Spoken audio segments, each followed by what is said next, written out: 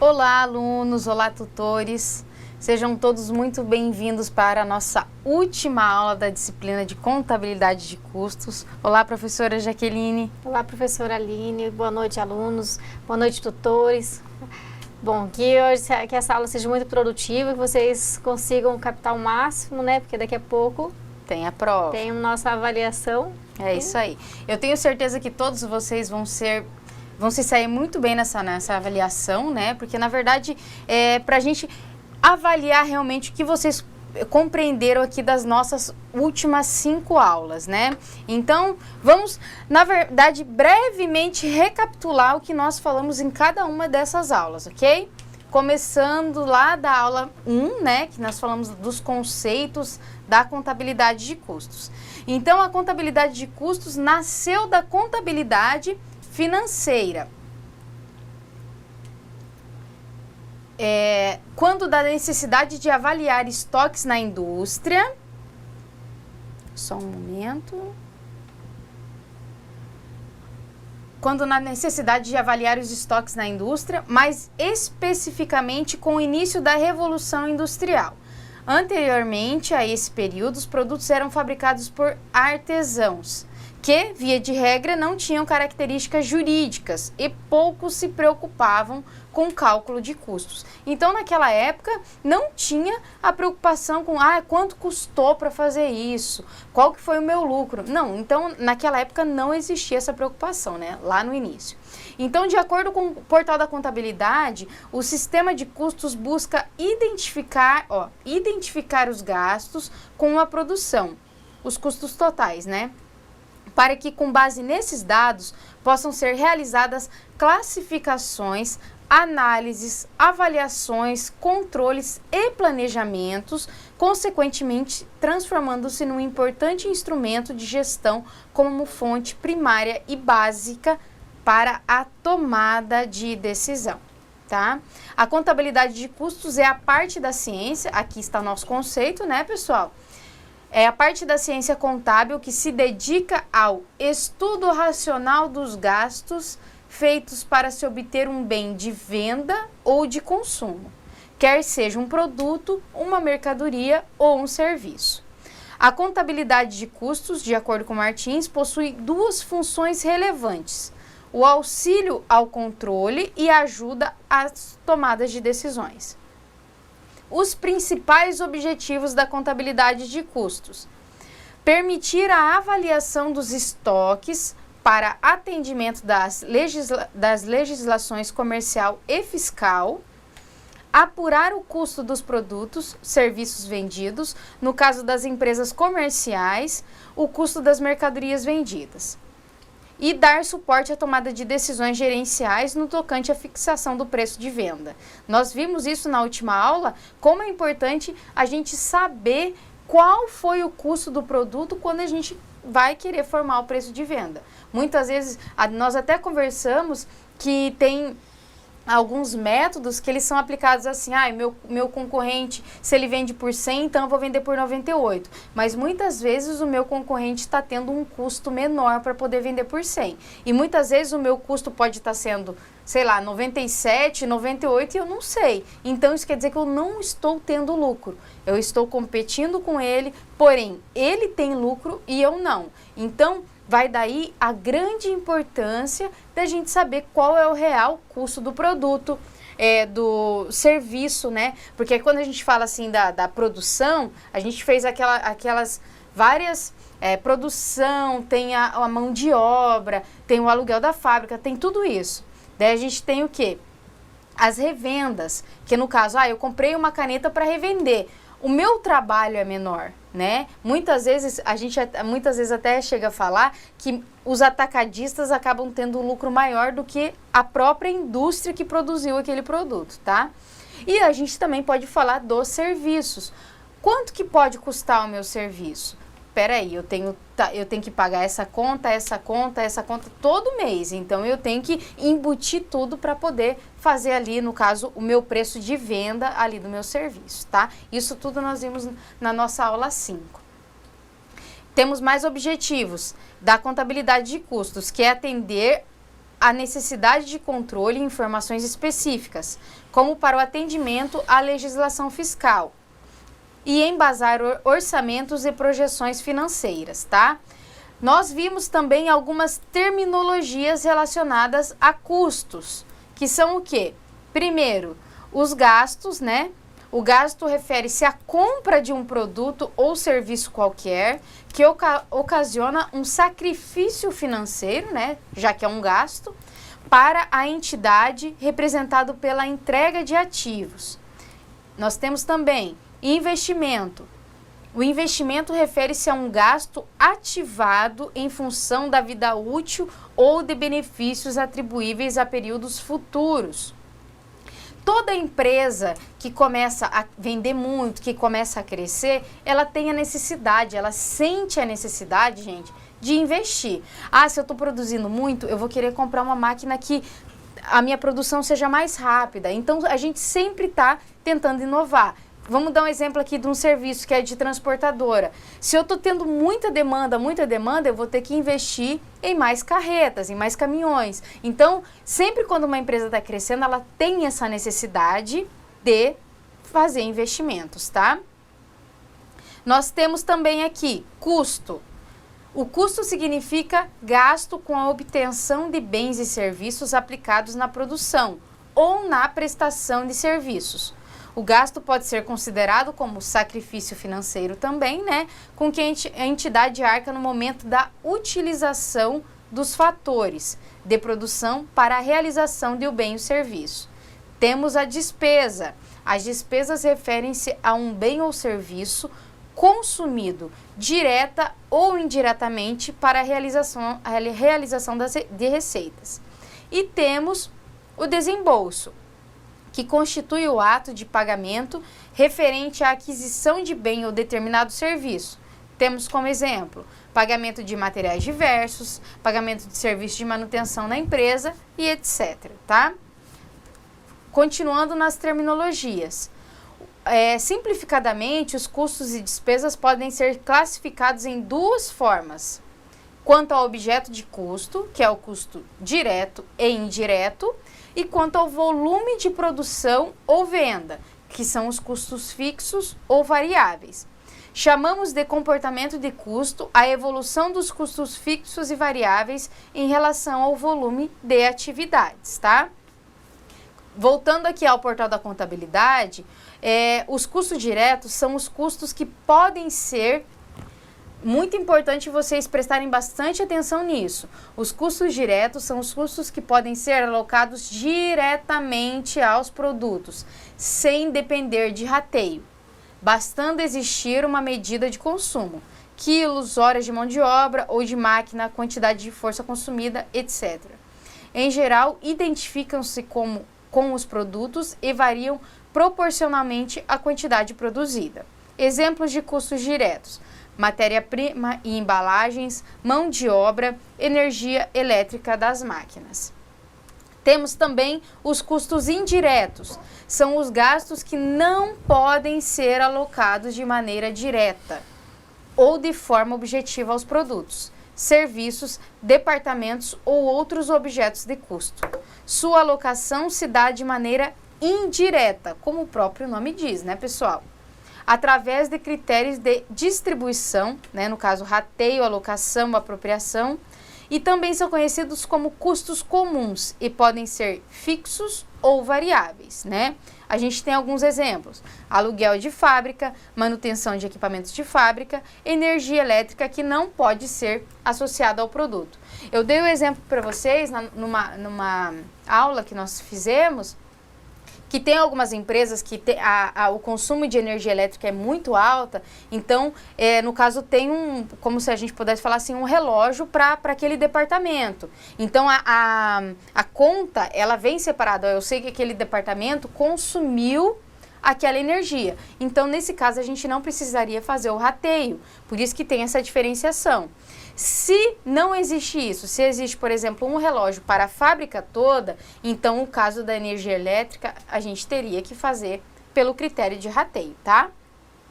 Custos fixos são aqueles cujo total não varia, gente. Ele é fixo. proporcionalmente ao volume produzido e podem ser determinados ou estimados independentemente da quantidade produzida de certo produto, né? Então, aluguel de fábrica, seguro de fábrica e salários de vigias e porteiros da fábrica. Então, esse tipo de custo, independentemente se eu vendi muito ou eu vendi nada, eu vou ter que pagar. Por isso que ele é um custo fixo, tá? Vamos aos custos variáveis. São custos que variam proporcionalmente ao volume produzido. Ou seja, seus valores estão condicionados a um valor unitário que, multiplicado pela quantidade produzida, né? Se a gente está falando que ele varia proporcionalmente, então ele tem uma relação com a quantidade produzida. Irá expressar seu valor em dado momento. No caso de não haver quantidade produzida, o custo variável será nulo, o que não acontece com os custos fixos, né? Dessa forma, é possível definir que os custos variáveis aumentam à medida que aumentam a produção. Tá aí, definimos o custo variável. Ele aumenta à medida que aumenta-se a produção. Exemplos de custos variáveis: matéria-prima, embalagens, depreciação de equipamentos de fábrica. Então, gente, se eu não vou produzir, por que eu vou comprar matéria-prima? Eu não vou comprar. Se eu sei que para o meu próximo mês não vai ter produção, por que eu vou fazer uma compra de matéria-prima? Então, o que acontece com os meus custos variáveis? Ele vai caindo de acordo com a produção. Nossa, eu sei que a minha produção para o mês que vem vai dobrar. Eu vou dobrar a minha compra de matéria-prima. Então, por isso que a gente fala que ele varia de acordo com a produção, tá? Aí a gente tem aqui um exemplo. Os custos fixos, eles são sempre os mesmos, né? Independente. Vamos colocar aqui que eu fosse produzir 100 unidades, né? Os custos fixos seriam esses. E os meus custos variáveis, vamos colocar que eu fosse produzir 1000 unidades. Quanto mais eu produzo, mais sobe meus custos variáveis. Já os meus custos fixos continuam os mesmos, tá? Então, isso ficou bem claro para vocês. O que é fixo não varia conforme a produção. O que é variável varia conforme a produção, tá ok? Vamos à classificação de custos diretos, indiretos, fixos e variáveis. Então, a gente tem aqui, como exemplo, matéria de custos diretos, né? Então, a matéria-prima é um custo direto, embalagens envolvidas na produção é um custo direto, mão de obra direta, aqui já está falando que isso é um custo direto, né? Mão de obra direta da produção. Custos indiretos, aluguel de fábrica, seguros de fábrica, manutenção de equipamentos de fábrica, gastos com supervisores da fábrica e depreciação de equipamentos de fábrica. Então, tudo isso aí são custos indiretos. Aí nós temos o quê? Os custos fixos. Aluguel de fábrica é fixo, eu vou pagar, se eu vender muito ou se eu não vender nada, eu vou ter que pagar o aluguel. Seguros de fábrica, mesma coisa. Gastos com supervisores da fábrica. Mão de obra direta da produção. Imagina se eu falo assim para os colaboradores da indústria, no caso, que a gente está citando o exemplo aqui, né? Ah, esse mês a gente não produziu nada, então vocês não vão receber. Não tem lógica, né? Então, por isso que a gente fala que é um custo fixo. Independente se produzir ou não, a gente vai ter que fazer o pagamento da folha. A gente vai pagar os supervisores, os funcionários da mão de obra ali da produção, né? Então, acaba se tornando um custo fixo, tá? Aí nós temos os custos variáveis. Matéria-prima adquirida, embalagens envolvidas na produção, manutenção de equipamentos da fábrica, depreciações de equipamentos da fábrica, esses são custos variáveis. Por que que depreciação é um custo variável? Porque, por exemplo, se eu ficar um ano sem utilizar uma determinada máquina, eu não vou precisar fazer aquela manutenção nela, né? Então, a gente tem que verificar tudo isso para colocar, para distribuir em custo fixo ou custo variável, tá? Começando aqui, falamos também durante as nossas aulas sobre os estoques e inventários. Conceituando aqui, o controle de estoque possui uma importância significativa para as empresas, uma vez que sua mensuração afeta diretamente a elaboração da demonstração do DRE, que é a demonstração do resultado do exercício, né? E o balanço patrimonial das entidades. Deve abranger como regra geral tanto as mercadorias e os produtos de propriedade da empresa em seu poder ou em poder de terceiros, quanto as mercadorias e os produtos de propriedade de terceiros que estejam sob a custódia da empresa. O inventário deve abranger, como regra geral, todas as mercadorias de propriedade da empresa, que estejam em seu poder, quer sob custódia de terceiros, excluídas, porém, as mercadorias de propriedade de terceiros que estejam em poder da empresa. Portanto, a inclusão de mercadorias no inventário deve basear-se no critério de propriedade e não no de posse. Eu dei esse exemplo para vocês também na nossa aula.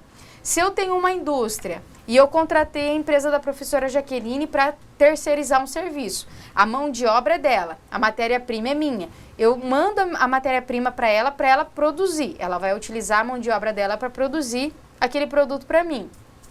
Então, todo o estoque que tem lá na empresa dela é meu. Então, quando eu vou fazer o inventário, eu não posso esquecer de contar o que está na empresa ali da professora Jaqueline, tá? Naquela empresa terceirizada que a gente contratou.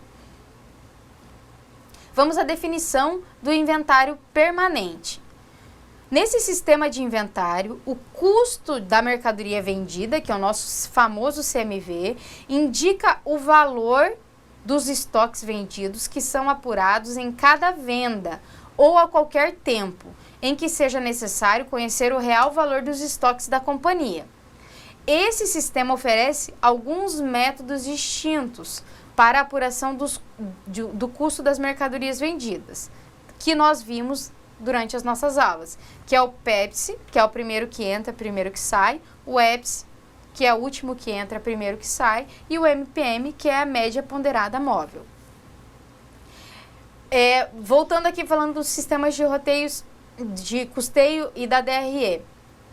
De forma mais abrangente, a demonstração do resultado do exercício, que é o nosso DRE, tem como objetivo principal apresentar de forma vertical e resumida o resultado apurado em relação ao conjunto de operações realizadas num determinado período. Normalmente, nós falamos que é o período de um ano, que é 12 meses, né? De acordo com o portal da contabilidade, as empresas deverão, na demonstração do resultado do exercício, discriminar, entre outros elementos, a receita bruta de vendas e serviços, as deduções das vendas, os abatimentos e os impostos, a receita líquida de vendas e serviços, o custo das mercadorias e serviços vendidos e o lucro bruto, as despesas com as vendas, as despesas financeiras deduzidas das receitas, né? As despesas gerais e administrativas e outras despesas operacionais. Porque a gente precisa reconhecer tudo o que aconteceu dentro da nossa empresa. Como que a gente faz para saber isso? Discriminando todas as receitas e todas as despesas. Aí a gente tem aqui também o lucro ou prejuízo operacional, as outras receitas e outras despesas e o resultado do exercício antes do imposto sobre a renda e a contribuição social, que é o nosso imposto de renda e a nossa contribuição social, né? E o lucro ou prejuízo líquido do exercício e o seu montante por ação do capital. Então, com isso, a gente fica sabendo o quê? Eu vendi tanto, o meu custo foi tanto, eu paguei tanto de imposto, qual foi o meu resultado final?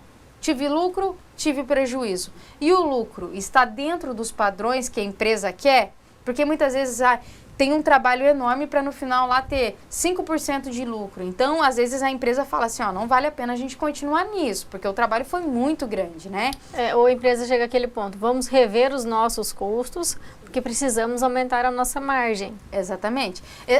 Muito importante isso. O meu custo meu lucro está muito baixo, então vou precisar aumentar a minha margem para eu ter um lucro maior aí. Que a gente também falou da margem de contribuição aí.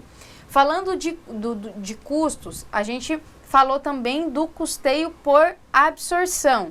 O que é o custeio por absorção? Ele consiste na apropriação de todos os custos a apropriação de todos os custos, sejam eles fixos ou variáveis, diretos ou indiretos, à produção do período.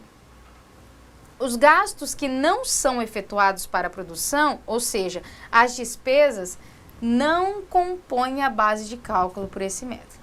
Então, assim, a gente coloca no custeio por absorção todos os custos, sejam eles fixos ou variáveis. Porém, as despesas não entram nesse método, tá?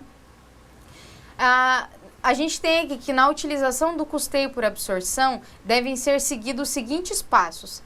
Separação dos custos e despesas, lógico, se as despesas não vão entrar nesse método, então a gente tem que separar o que é custo e o que é despesa.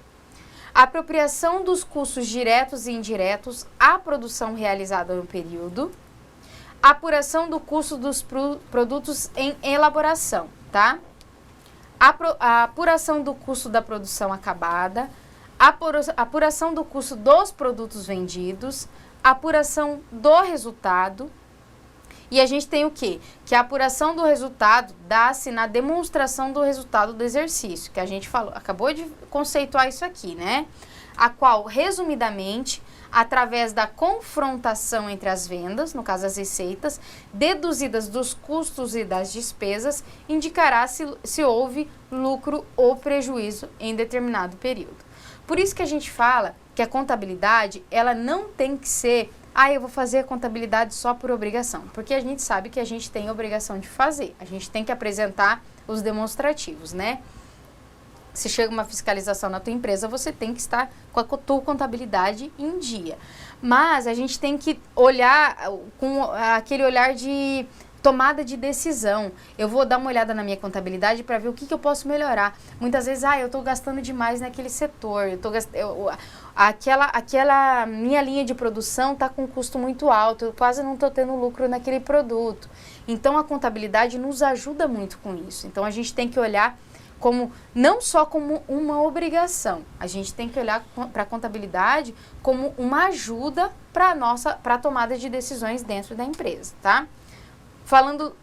Voltando ao método de custeio, a gente falou do custeio por absorção e a gente tem também o custeio direto ou variável, que é um método de custeio segundo o qual se alocam aos produtos fabricados somente os gastos, custos e despesas variáveis. Então os fixos não entram aqui. Os gastos fixos, custos e despesas são tratados como despesas. Até os próprios custos fixos entram como despesas nesse caso, tá? Nessa modalidade de custeio, os custos fixos são considerados como despesas do período, independentemente se os produtos foram vendidos ou não, tá? Esse método de custeio, conforme afirma Martins, é utilizado para fins gerenciais, sendo indicado para a tomada de decisões tais como, olha que importante isso, determinar quais produtos devem ter suas vendas incentivadas. Falamos sobre isso também. Tem produtos que não vale a pena a gente continuar com eles. Reduzidas ou mesmo ser excluídos da linha de produção.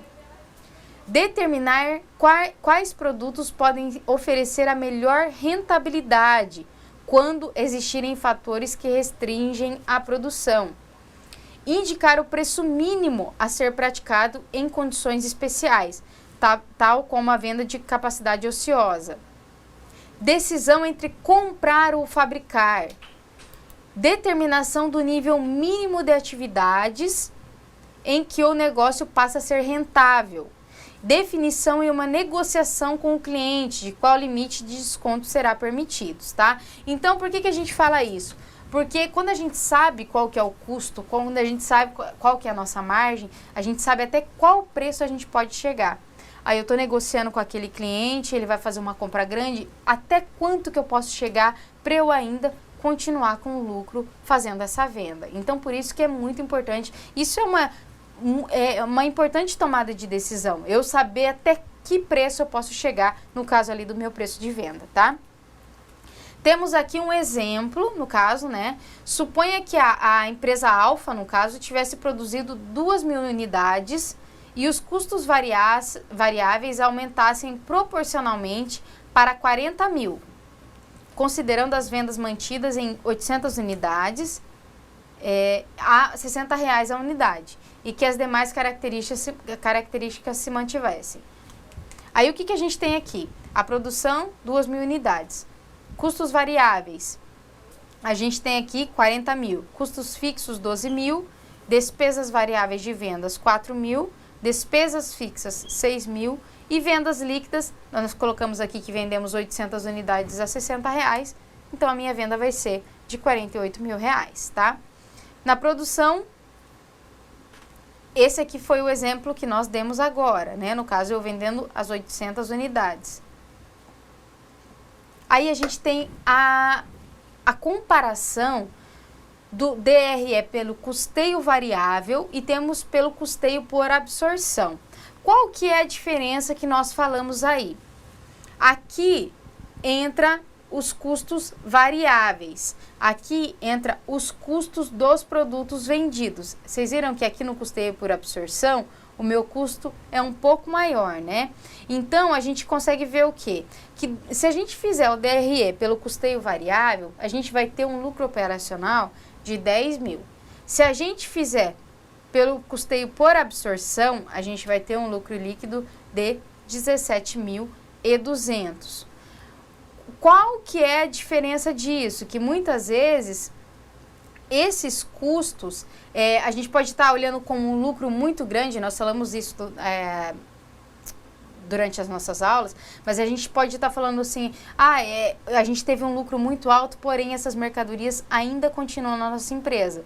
Por isso que muitas vezes a gente fala pelo custeio variável, por quê? Porque a gente se baseia no que realmente foi vendido e no por absorção não, tá?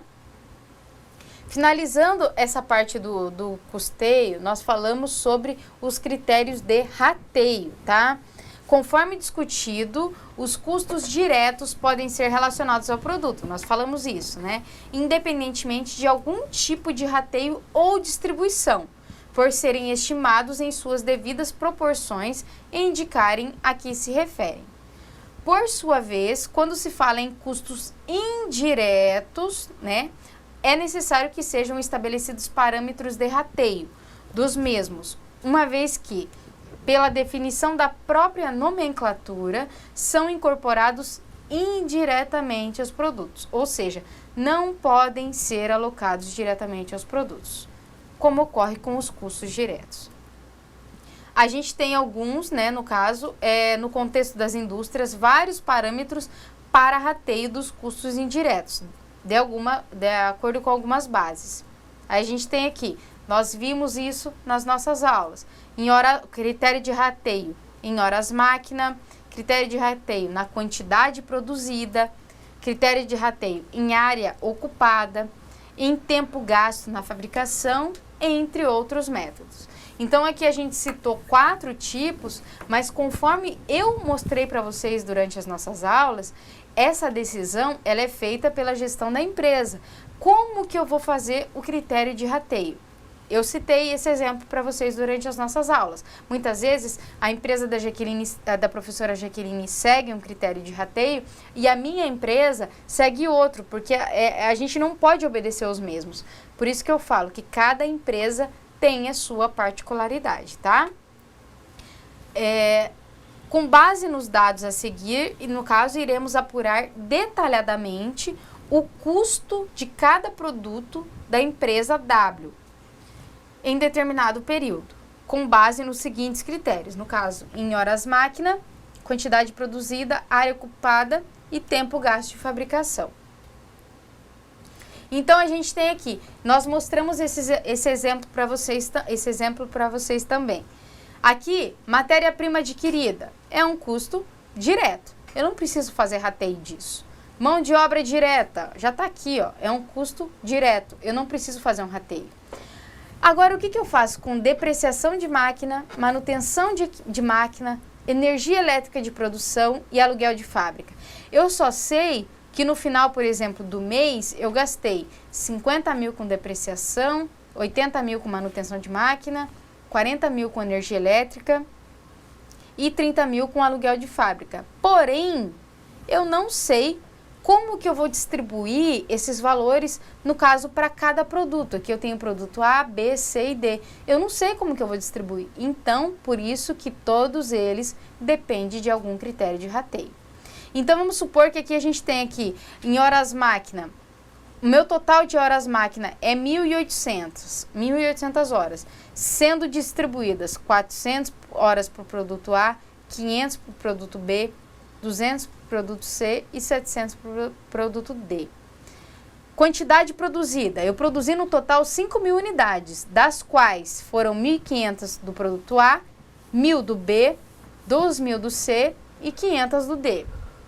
A área ocupada. A minha área total que eu tenho na minha fábrica é de 1.100 metros quadrados, dos quais 400 é destinado para o produto A, 450 B, 100 para o C e 150 para o D. Aqui, quando a gente faz essa análise, a gente sabe, por exemplo, assim, se eu for fazer um rateio, no caso, por horas máquina, eu sei que nesse caso de horas máquina, o meu maior valor vai estar concentrado no produto D, porque ele é o que mais consome horas. Se eu fizer pela quantidade produzida, o meu maior valor vai estar no produto C, porque ele foi o que mais produziu, né? Se o meu rateio for em cima da área ocupada, vai ficar o maior valor no produto B, porque ele que ocupa uma maior área dentro da fábrica. E se eu fizer no tempo gasto de fabricação, também vai ficar no produto B, porque ele também consumiu mais tempo para ser fabricado, tá?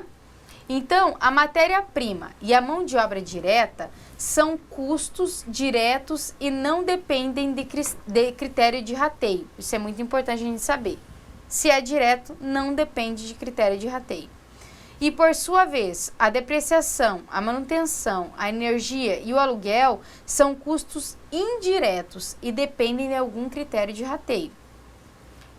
No caso, veremos em seguida como o rateio de custos indiretos é feito nas bases horas máquina, quantidade produzida, área ocupada e tempo gasto de fabricação. No caso, nós falamos isso nas nossas aulas. O que a gente faz? A gente pega todos aqueles critérios que a gente colocou. Quantas horas máquina? Então, a gente vai lá e vai fazer o rateio. Se eu tive um total, por exemplo, de 10 mil reais lá em energia elétrica, e eu tive horas máquinas de 250 em cada uma, por exemplo, se fosse uma divisão de 4 valores iguais em cada máquina, a gente ia ter 10 mil dividido por 4. Então, a gente vai pela proporção que foi cada linha de produção, no caso, cada produto, quanto cada consumiu. Por isso que eu falei para vocês ali no exemplo, que se eu fizer o exemplo em cima de horas, aquele produto que consumiu mais horas é o que vai ter o maior valor. Se eu fizer em cima da área ocupada, aquele produto que tem a maior área ocupada, ele que vai ter o maior valor. Então, a gente faz uma proporção. Tudo é em questão de proporção. Se eu tenho um produto que não gastou quase nada de horas para ser produzido, ele vai ter um menor ali. Por que eu vou pagar muita energia? Por que eu vou distribuir muita energia para aquele produto, sendo que ele não precisou de muitas horas para ser produzido, né? Então, a gente tem que verificar tudo isso. Resumindo isso, rateio baseado em horas máquina. Pegar cada elemento do custo fixo e, em seguida, promover o rateio com base em horas máquina. Rateio baseado na quantidade produzida. Pegar cada elemento de custo fixo e, em seguida, promover o rateio na quantidade produzida. Rateio baseado na área ocupada. Pegar cada elemento de custo fixo e, em seguida, promover o rateio na área ocupada. E rateio baseado no tempo gasto de fabricação, pegar cada elemento de custo fixo e promover o rateio com base no tempo gasto de fabricação, tá? Finalizando isso, nós falamos sobre departamentalização, né? O que é isso? Pode ser considerada como uma forma de subdividir a estrutura organizacional de certa empresa em seções. Então, eu vou dividir em departamentos, né? Departamentos produtivos e de serviços. dentre outros, como forma de agrupar as atividades que possuem uma mesma linha de ação, segundo suas características específicas de complementaridade e similaridade, tá? De acordo com Ribeiro, são exemplos de departamentos de produção obrigatórios para que os produtos estejam prontos. Então, a gente tem aqui alguns exemplos: departamento de corte, departamento de montagem, departamento de acabamento e departamento de pintura. Então, a gente tem alguns exemplos aí para que na minha produção o meu produto consiga ser finalizado, né? Mostrei para vocês essa imagem também, que nós vimos, por exemplo, aqui nessa indústria, a gente pode considerar que esse aqui, por exemplo, seria o departamento de corte, que esse aqui seria o departamento de pintura. Então, dentro de uma indústria, ela é toda distribuída por departamentos, tá? Porque com isso também a gente consegue fazer mais facilmente um rateio desses custos indiretos, tá ok? A gente tem o quê? Departamento de serviço. São os que não possuem relação direta com o processo produtivo, porém incidem no contexto das empresas, independentemente de terem relação com a produção, uma vez que são necessários para que os produtos possam ser direcionados ao mercado consumidor. Os departamentos de serviço, assim como os de produção, possuem características específicas que devem ser verificadas caso a caso. Isso em todo lugar, em toda empresa. Como exemplo, temos o departamento administrativo da empresa que, embora não esteja relacionado diretamente com a produção, em uma primeira análise, atua dentro de um contexto que o contempla de forma integral, ou seja, gerencia as atividades produtivas como forma de melhorar os resultados gerados no final do processo. Então, a gente tem necessidade de ter um departamento administrativo. É ele que vai fazer todas essas análises. Ele que vai ver, por exemplo, se a minha produção está sendo rentável ou não. Então, a gente precisa desse departamento administrativo. Aqui a gente também tem alguns exemplos, né, de departamento de serviços obrigatórios para que os produtos estejam aptos a serem comercializados. No caso, departamento administrativo da empresa, que nós citamos agora. O almoxarifado, ele também não tem uma ligação direta com um produto, porque o almoxarifado ele atende à demanda de todos os produtos. Por isso que ele acaba sendo um departamento de serviço. No caso, ele presta um serviço para todos os produtos ali que são produzidos dentro dessa indústria. A gente tem também o departamento de expedição e também o departamento de controle da qualidade. O departamento de controle da qualidade dessa empresa, ele vai controlar somente a qualidade do produto A? Não, ele vai controlar a qualidade de todos os produtos da empresa, tá? Então, por isso que ele acaba também sendo um departamento de serviço.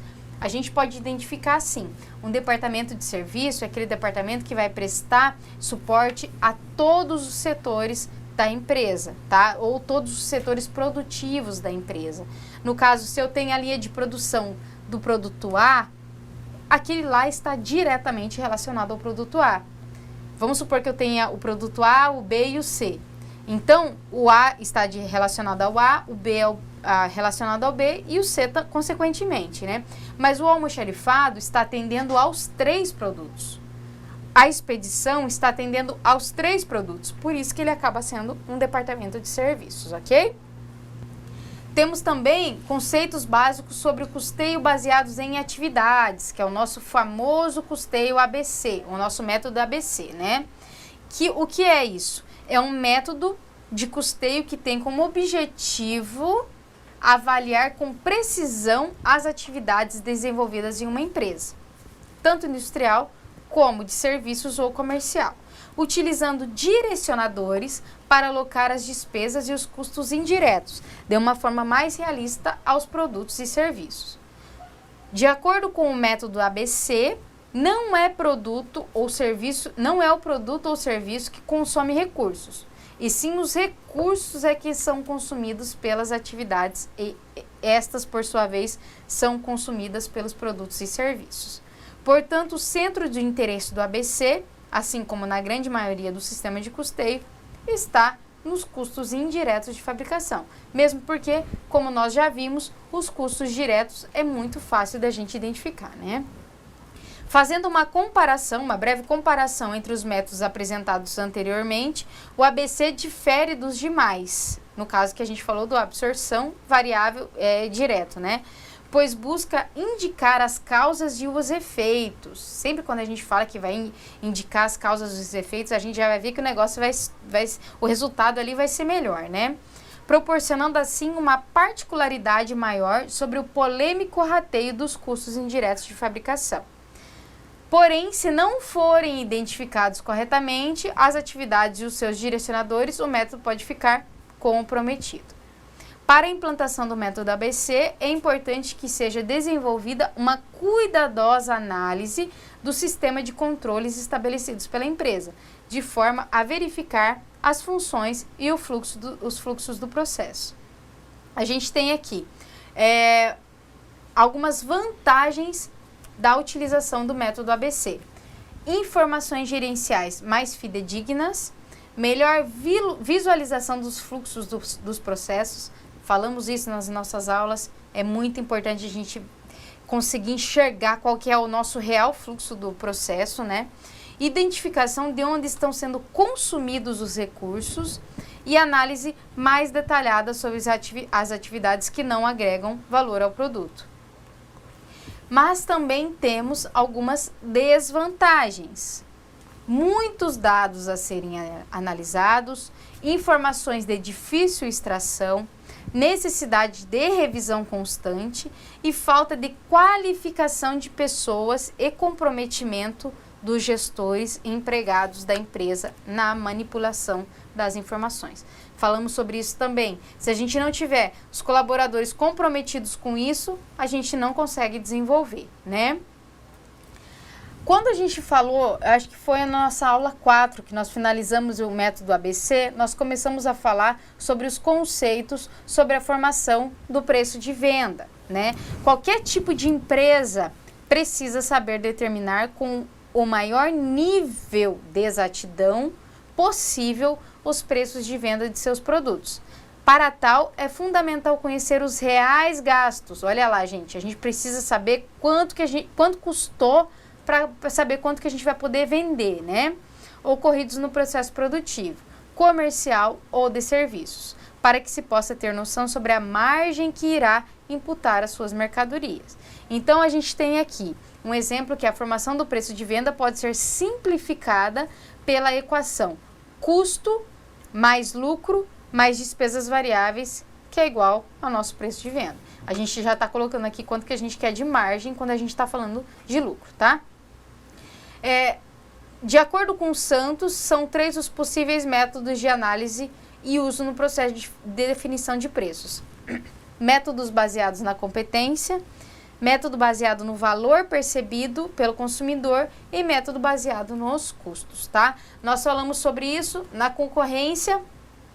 É aquele onde eu falo assim, a empresa da Jaqueline, é aquele exemplo que eu dei. A empresa da professora Jaqueline está vendendo por X e eu quero vender por X também. Então, eu vou em cima do preço do concorrente, tá? Eu não vou, por exemplo...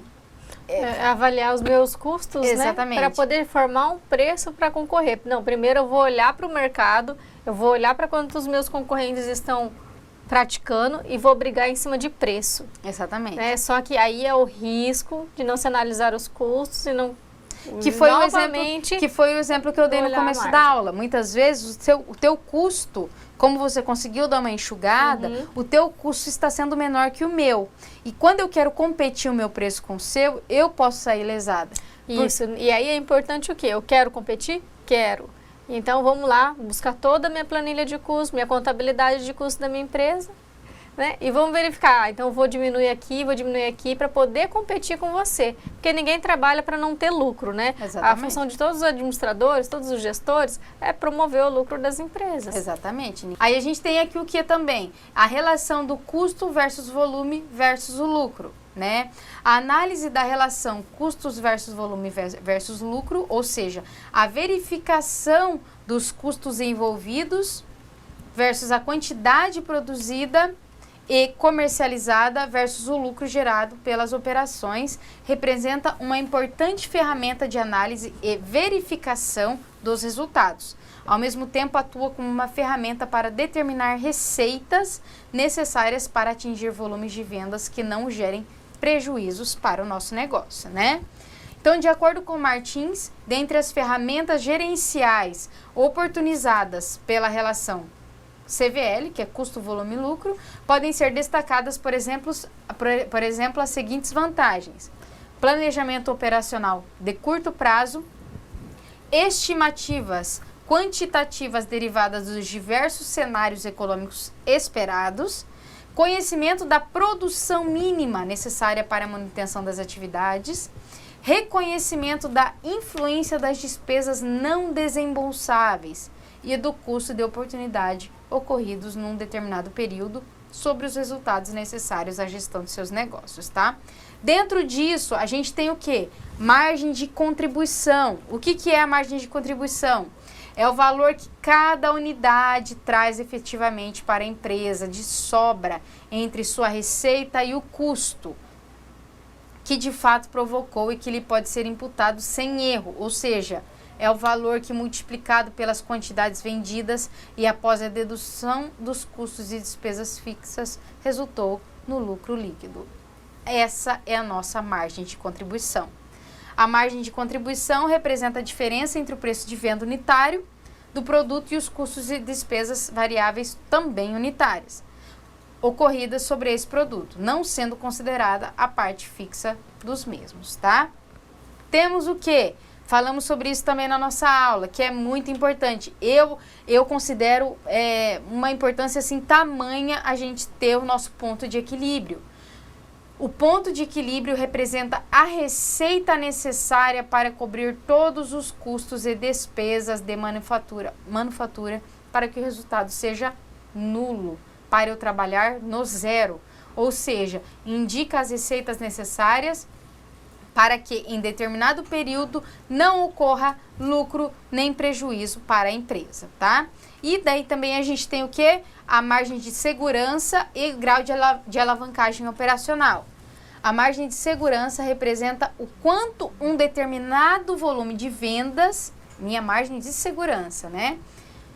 Em unidades ou valor, pode ser reduzido sem que a empresa passe a operar com prejuízo. Qual que é a minha margem de segurança? Quanto que eu posso deixar de vender para que minha empresa não tenha prejuízo? Ou seja, representa o excedente de produção acima do ponto de equilíbrio. Por isso que eu falo, se a gente sabe qual que é o nosso ponto de equilíbrio, a gente também vai saber qual que é a nossa margem de segurança, né? E, finalizando, o grau de alavancagem operacional.